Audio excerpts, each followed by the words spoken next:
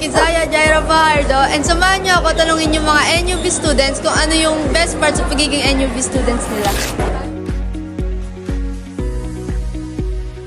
Ano po yung name niyo?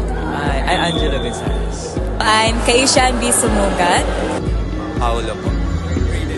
Calixteo de Calma po. I'm Sayuri po. Elijah po. Steph po. Ano pong course niyo? Business Accounting Information System. From grade 12, Humes 242. Tourism po. 12 ABM 242 po. From SBA po, accountancy. First year. ABM po.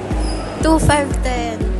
Ano po yung best part sa pagiging NUB student po? Since NU Baliwag kasi is kilalang school, so basically, madaming opportunity in terms of externals like mga firms and seminars talaga na really endorse the NU Baliwag. So as a NU Bulldogs, na expose ako and tayo as a NU Bulldogs sa mga ganong opportunities. For me, ang best part po na maging NUB student is yung pagiging Humes ko. Kasi as Humes, parang mas nag-excel po yung social skills namin and parang mas nag-empower po kami as voices since Humes po kami. And every culminating activities, madami po kaming natutulungan and programs. Yun po. Quality of education, saka mga friendly yung mga andito. Tapos marami ding poking. Kayo po, ano po yung best part sa pagiging NU Baliwag student?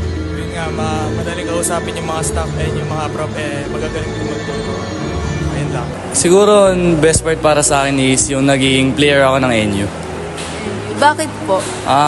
Siguro, kaya naging best part sa akin yun kasi yung mga naging kakampi ko is nung nasa NU naman ako, di ko sila kasundo. Parang nagdadaanan lang kami, minsan parang nagkakatinginan pa na masama. Pero nung naging player ako, parang nakasundo ko sila and ayun, parang wala nang ilangan pag nagkakasalubong kami lahat, tropa-tropa na.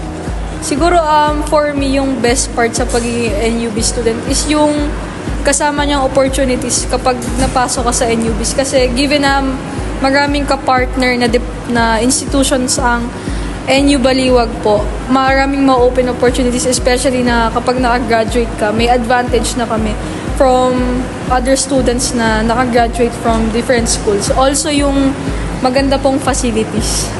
Yung mga perks po nila, yung mga discounts po, tsaka po yung mga teachers po, napaka-friendly po. May SM sa baba. Bakit po? May tambayan after school. Thank you po.